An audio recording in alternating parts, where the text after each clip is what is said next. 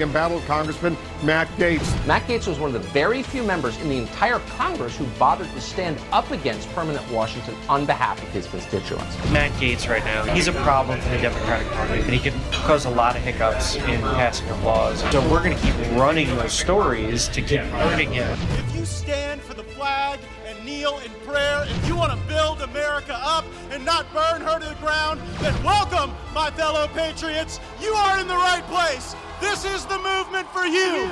You ever watch this guy on television? It's like a machine. Matt Gaetz. I'm a canceled man in some corners of the internet. Many days I'm a marked man in Congress, a wanted man by the deep state. They aren't really coming for me. They're coming for you. I'm just in the way. We have a loaded episode today. My exclusive reaction to the indictment of Stephen Alford, the fraud-feaser who targeted my family. That's coming up. Also, Firebrand Nation knew what was going to happen in Afghanistan before it happened. In moments, I'll be sharing the latest in Afghanistan and my predictions for the upcoming civil war. But first, during the collapsing Biden presidency, Democrats have been forced into a corner. How can they take the standard that they applied to Trump and hold it up against Biden's blunders and failures? Democrats believe that a president asking someone to lie should trigger impeachment, at least if it's President Trump. Just listen to House Judiciary Democrat David Cicilline. If McGahn does not show up tomorrow before your committee, you say it is time for Democrats to begin an impeachment proceeding. An impeachment inquiry, absolutely. We are really left with no other choice. This is a president who, according to the Mueller report, engaged in 10 acts of obstruction of justice, who tried to get witnesses on his staff to lie. Cicilline should apply that same standard to Biden. Joe Biden tried to get the president of Afghanistan to lie. It cost the lives of 13 Marines. Biden lied to the world. He lied to us. He expressly pressured a foreign leader to push his self-serving lie for domestic political gain. Biden knew that the Ghani government was going to fall. Ghani told him as much. But Biden lied, and on a phone call with Ghani, he pressed Ghani to advance that lie for political advantage here in this country for Joe Biden. And 13 American Marines are dead today because Joe Biden couldn't face the truth and he couldn't tell the truth.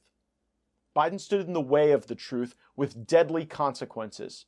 Here is exactly what Joe Biden said to Afghanistan's faux president, Ghani.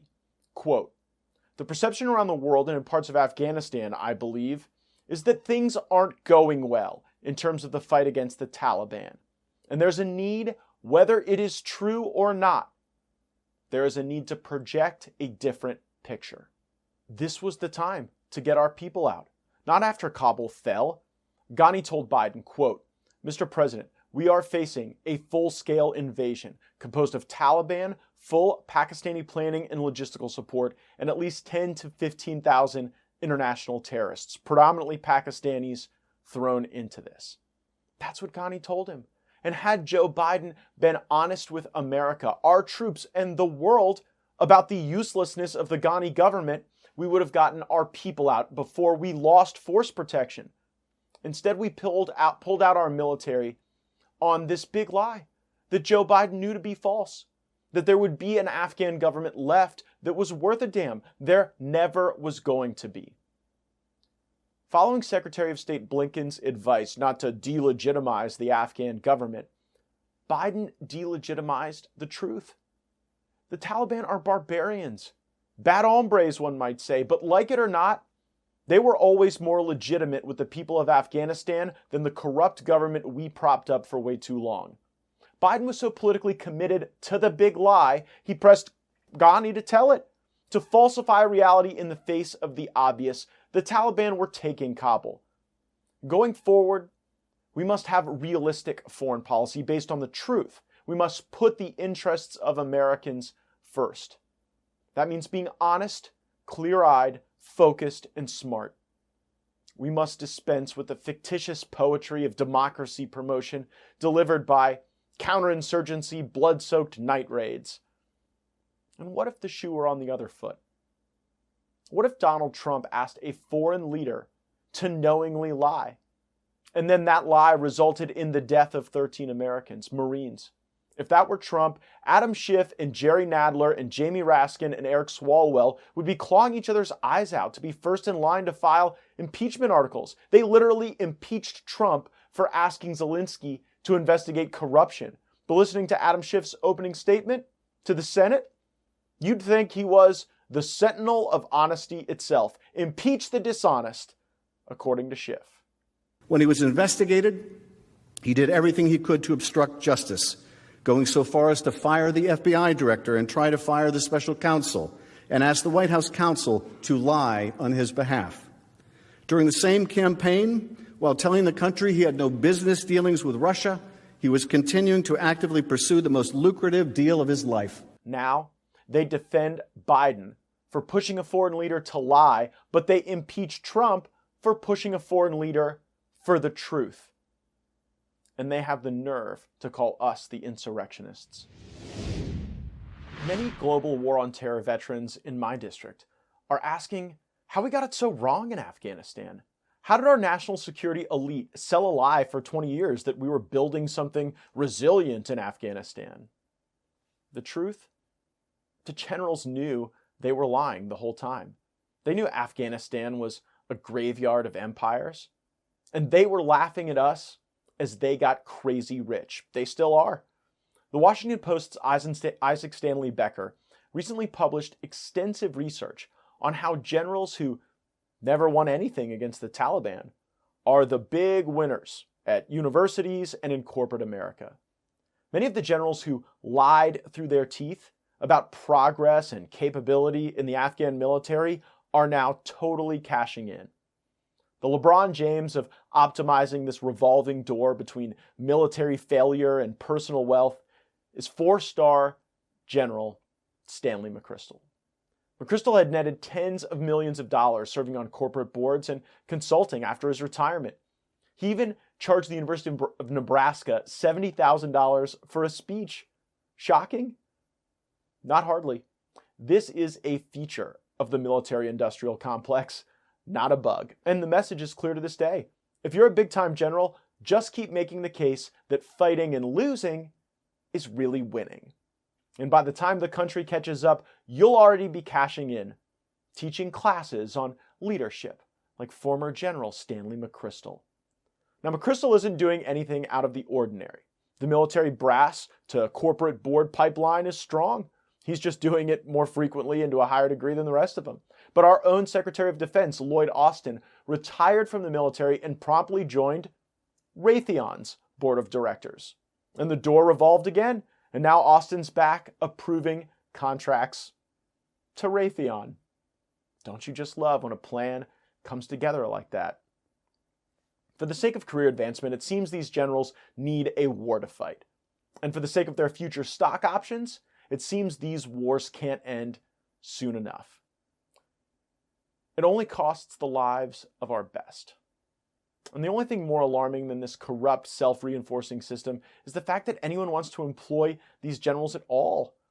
These generals presided over one of the worst military failures in American history. 20 years of fighting, and nothing to show for it but an enemy more capable and wealthier than ever before. The Taliban wasn't an expeditionary force in the 90s, but Biden and the woke generals, they may very well turn them into one. In any serious country, these generals would barely rate as game show contestants exemplifying failure. They should have true Hollywood stories, not spots on corporate boards bought with the blood of our bravest patriots. It's no wonder these generals lied, not only to the American people, but to President Trump and their own soldiers. They had no choice but to perpetuate an endless losing war for 20 years. Who wants to be the whistleblower? Who wants to be the last guy holding onto the potato at the end, exposing the war and the big lie? Not good for your future career serving on boards for defense contracting companies. Hell, not good for your liberty either. Look at what happened to General Michael Flynn after he questioned the machine and suggested a leaner, more efficient deployment of our intelligence resources. They ruined his life, prosecuted him. You see, a key common trait for all these woke failing generals is their sheer determination to praise themselves when directly confronted with failure. Here's our most recent example. We have just concluded the largest air evacuation of civilians in American history. It was heroic. It was historic. I'm sure you'll see Lloyd Austin leading a major corporation sometime soon. Hopefully he leads them better than he's led our military as Secretary of Defense. Maybe he'll have a stand down for white supremacy in his first corporate setting as well. And General Mark Milley, he will likely be lauded by some institution of higher learning, maybe even a professor on his favorite subject, critical race theory. I want to understand white rage, and I'm white, and I want to understand it. So what is it that caused thousands of people to assault this building and try to overturn the Constitution of the United States of America? What caused that? I want to find that out. I want to maintain an open mind here, and I do want to analyze it. It's important that we understand that because our soldiers, sailors, airmen, Marines, and Guardians, they come from the American people. So it is important that the leaders, now and in the future, do understand it. I've read Mao Zedong. I've read Karl Marx. I've read Lenin. That doesn't make me a communist. So what is wrong with understanding, having some situational understanding about the country for which we are here to defend? Taliban v. ISIS. The civil war is coming. The Taliban has secured victory now. We told you this would happen before it did. But what's next? The Taliban is holding Americans functionally hostage as our own military admits that we are working with the Taliban to fight ISIS-K. Now, the other thing we do is we share versions of this information with the Taliban so that they can actually do some searching out there for us, and we believe that some attacks have been thwarted by them. Again, we've been doing this we've been doing this since the 14th. This is an attack that's been carried out. We believe it's possible that others have been thwarted. We cut down the information we give the Taliban. They don't get the full range of information we have, but we give them enough to act in time and space to try to prevent these attacks. Remember, we resourced ISIS by funding any Arab militia that showed up in Syria willing to fight Assad.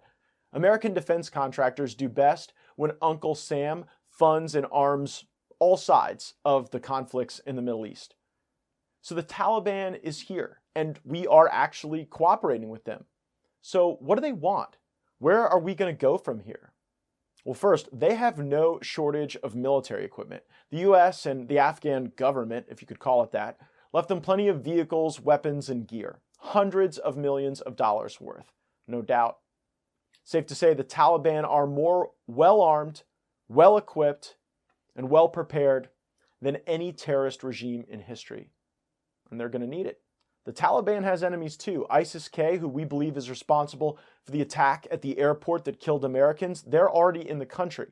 And in a strange twist of fate, the Taliban may now be the ones faced with an insurgency. They'll need support and money in one way or another. You can bet they're going to get it. Right now, the U.S. and the international community has frozen Afghanistan's government funds in international banks. The Taliban wants access to this money. They're claiming they are the legitimate successor to the Afghan government. Now, that's, of course, a lot of money from U.S. taxpayers. I bet the Taliban will probably get a hold on a good amount of that money. I mean, what leverage do we have? There are reports the Taliban are preventing planes with American citizens from leaving the tarmac. Wonder why? It's because they want that money. Now, Lindsey Graham said America should reconstitute resistance to the Taliban and fund the Northern Alliance in Panjshir. First thing we need to do is not recognize the Taliban as the legitimate government of Afghanistan. This is a coup d'etat. Boris Johnson said, don't recognize the Taliban. You don't want to recognize a terrorist group who takes land by force. So we have the vice president under the Constitution of Afghanistan in Panjshir province. He has a resistance force. We can provide humanitarian aid. We can provide military assistance. This theory of post-loss U.S. Afghanistan policy was debunked by events within days. Ahmad Massoud, the son of the great Lion of Panjshir and the leader of the National Resistance Front, heir to the Northern Alliance, he fled to France. It was a matter of time anyway. With the support of the Pakistani ISI, the Taliban are stronger than they've ever been. Some are indicating that drones were even being used to bomb Massoud's militia. Those might have come from Pakistan. Now, Pakistan has denied this, but Pakistan also may have chosen to side with the winning team. After all, they have made that decision before, to side with the terrorists. Remember, bin Laden lived in Pakistan for years, without incident and likely with permission. Regardless of these speed bumps, money won't be a problem for the Taliban for too long. To make things more interesting, the Taliban and the Chinese are getting pretty cozy. The Taliban are sitting on masses of mineral deposits, and the Chinese are resource-strapped. So I'm pretty sure the Chinese are going to be making use of all that lithium in Afghanistan. Minerals in exchange for money, protection, and military training? I'd imagine that is the contour of the deal. Every budding totalitarian regime needs a generous benefactor. We know that from history. The Chinese had the Soviets, and it looks like the Taliban will indeed have the Chinese. How nice for China. Play the long game. Sit back and watch the globalist American empire destroy itself. Spread ourselves out too thin. And then China just jumps in and takes control. You almost have to admire them. The Chinese, unlike our weak leadership, they play to win.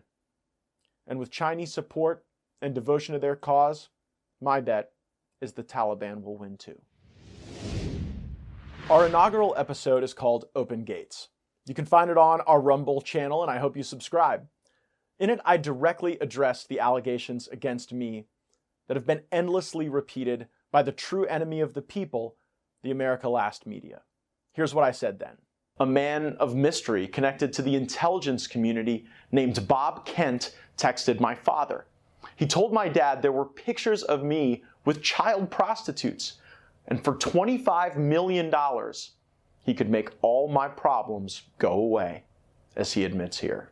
Mr. Gaetz, text message from you. I would like to talk with you immediately about the current federal investigation and the indictment that is about to be filed against your son. I have a plan that can make his future legal and political problems go away. You sent that text message? I did, yes. Why did you put it that way, that there was an indictment about to be filed against his son, and why did you tee up the legal problems? Matt Gaetz was in need of, or is, if the allegations are true, he's in need of some goodwill from the government. I'm in need of a sponsor to fund the rescue project. He needed money, tens of millions, and he was pitching hard to my dad that I needed help, the type of help only he could provide. Some of you might call it an offer you can't refuse. Who is Bob Kent? Where's he even getting this stuff? And who is he working with to shake down my dad on a pile of lies? This man, David McGee, is a former DOJ official. That's interesting. And this man, Stephen Alford, is a con man who's actually been convicted of felonies and served time in federal penitentiary.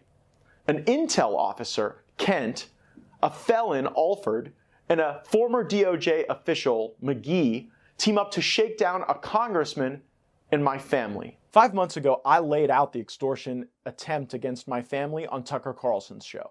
What is happening is an extortion of me and my family involving a former Department of Justice official.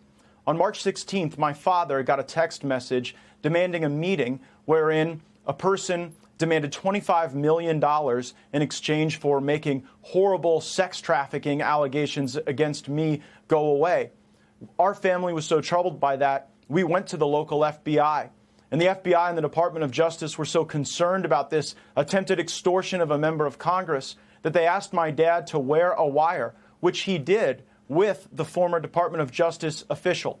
Tonight, I am demanding that the Department of Justice and the FBI release the audio recordings that were made under their supervision and at their direction, which will prove my innocence and that will show that these allegations aren't true. They're merely intended to try to bleed my family out of money. And this former Department of Justice official tomorrow was supposed to be contacted by my father so that specific instructions could be given regarding the wiring of $4.5 million as a down payment on this bribe. I don't think it's a coincidence that tonight, somehow, the New York Times is leaking this information, smearing me. I don't blame you if you thought this all sounded wild, weird, maybe even unbelievable.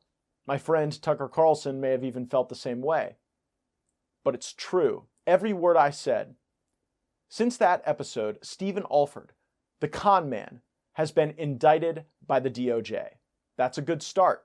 I'm glad he was indicted. It destroys the media's narrative that I was the criminal, not the victim. It proves my family wasn't making up a crazy story to distract from scandal. We didn't do that. We wouldn't do that. Our story checks out.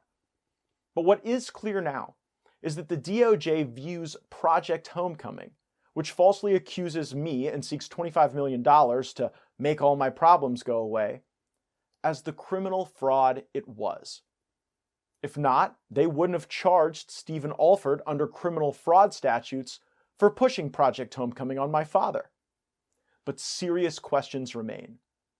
Statements and documents prove that Alford wasn't acting alone, but he was indicted alone. Bob Kent, the intel guy who is a prior State Department contractor, is the man who literally handed the document that spelled out Project Homecoming to my father. He put it in his hands. Emily Brooks at the Washington Examiner reported it at the time. Here are the documents.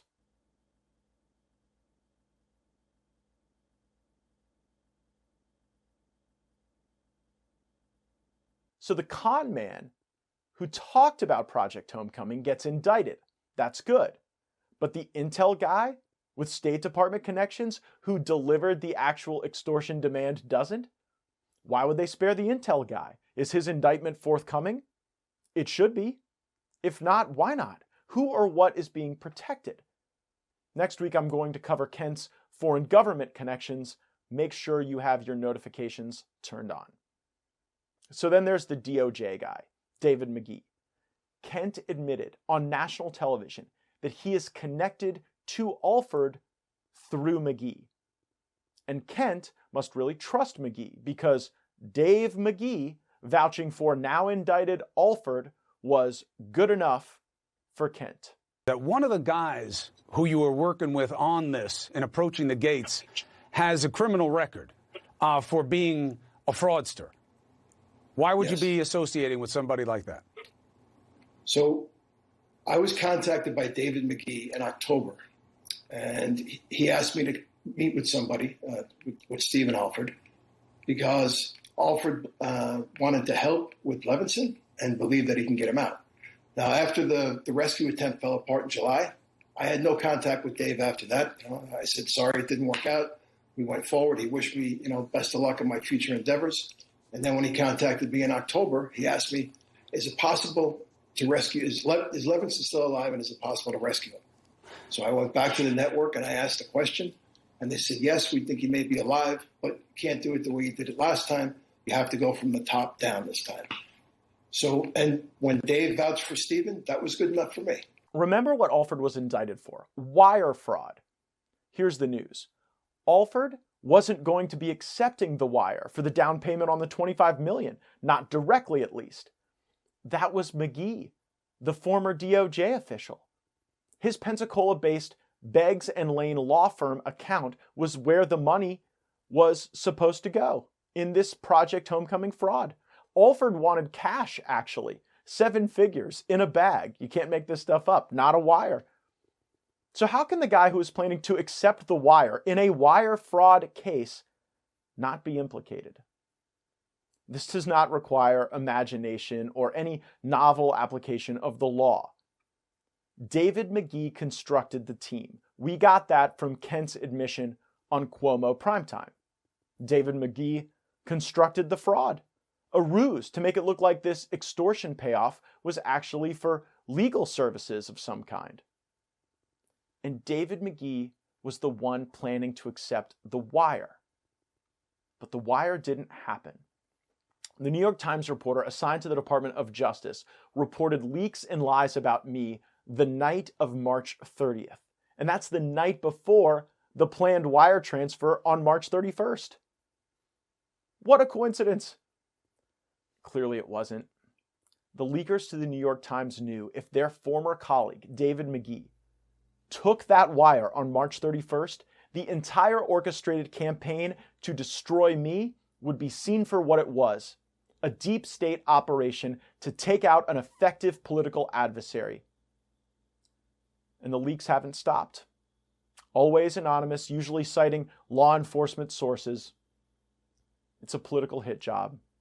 We've seen it before. A media operation, and CNN dutifully played their part. The Project Veritas secret recordings caught one of CNN's directors saying they purposefully kept running stories about me to take me out because I'm a problem for the Democrats.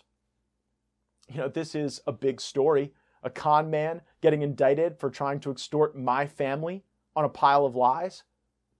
But it's a bigger story that two people with strong ties to the federal government are directly linked to the exact same extortion scheme. Kent admitted it on television. He implicated McGee, and McGee admitted it on tapes in possession of the FBI. I look forward to the day when all of America hears the ALFORD and the McGee tapes.